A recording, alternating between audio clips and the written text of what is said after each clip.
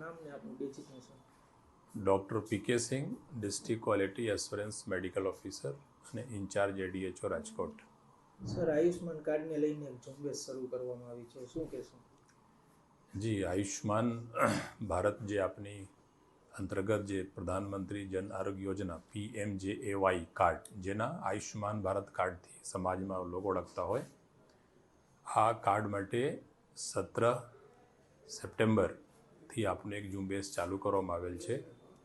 અને એના માટે ભારત સરકારે એવી આસાન વ્યવસ્થા ગોઠવી આપેલ છે. કોઈ પણ નાગરિક પોતાના મોબાઈલમાં આયુષ્માન એપ ડાઉનલોડ કરે, પછી પોતાના મોબાઈલ નંબર નાખે, OTP આવે, OTP નાખે, તો એની મોબાઈલ સર્વર સાથે ભારત સરકારની જોડી જાય અને એમાં તમામ રાજ્યો ખુલે, પોતાના રાજ્ય પસંદ કરે પૈકી, પછી જિલ્લા ખોલે, જિલ્લા પસંદ કરે, પછી કયા પ્રકારની કાર્ડ, તો PMJY એ પસંદ કરે. પછી આમાં જે રાશન કાર્ડ હોય, રાશન કાર્ડ નાખે અથવા આધાર કાર્ડ નાખે. જો રાશન કાર્ડ નાખે તો રાશન કાર્ડમાં જેટલા કુટુંબોની નામ હશે એ તમામ નામો બહાર આવી જાય. એમાંથી કેટલાના કાર્ડ બની ગયા, કેટલાના કાર્ડ બાકી છે એ પણ એમાં દેખાય અને વ્યક્તિ પોતે પોતાના કાર્ડ ક્રિએટ કરી શકે. જો કોઈ પણ વ્યક્તિની કાર્ડમાં કંઈ મુશ્કેલ પડતા હોય તો તમામ ગામોમાં મારી આશા વર્કર સુધી આ કામગીરી બહેનો કરી રહેલ છે પોતાના વિસ્તારમાં. કે મારા હેલ્થ એન્ડ વેલનેસ સેન્ટરો, જેના નવી નામ થઈ ગયો આરોગ્ય મંદિર પેટા સેન્ટર, જે ભૂતકાળમાં પેટા સેન્ટર હતો, એ ઉપર જઈને અથવા કોઈ મારા પ્રાથમિક આરોગ્ય કેન્દ્ર હોય અહીંયા જઈને કોઈ પણ નાગરિક સંપર્ક કરી અને આમાંથી સર્ચ કરાવી શકે.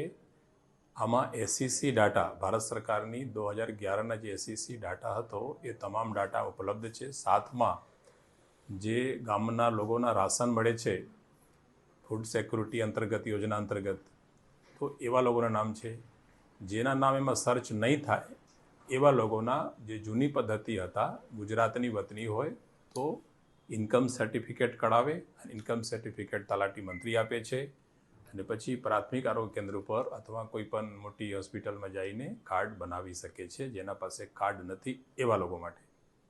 સર, રાજકોટ જિલ્લામાં કેટલા લોકોને આ કાર્ડનો લાભ મળ્યો છે? 13,36,000 કાર્ડ 2 દિવસ પહેલાંની ડાટા હું કહું છું, કાર્ડ બની ગયેલ છે. કાલે પણ 4,300 કાર્ડ બન્યા હતા. તો દરરોજે આશરે 2,500થી લઈને 4,000 કાર્ડ અલગ અલગ તાલુકાઓમાં બની રહેલ છે.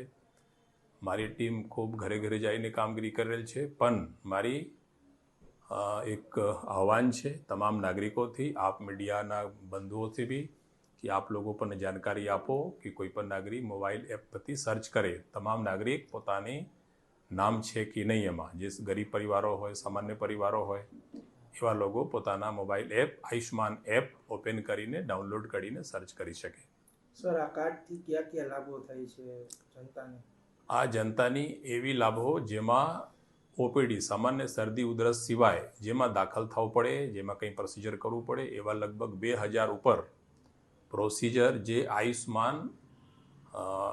આયુષ્માનની વેબ પોર્ટલ ઉપર ઉપલબ્ધ છે. કેટલા પ્રકારની પ્રોસિજર છે ડિપાર્ટમેન્ટ વાઇઝ, મેડિસિનમાં, સર્જરીમાં, આઈમાં, ENTમાં ડિપાર્ટમેન્ટ વાઇઝ સરકારે નક્કી કરેલા છે.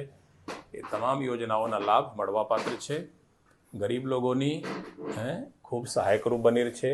કોઈ પણ વ્યક્તિ બીમારી સબબમાં ગરીબીમાં ન જવું પડે કે કોઈ પાસેથી ઉધાર કે કોઈ લોન કે કોઈ બીજામાં ન ફસે, એના માટે ખૂબ સારી યોજના છે.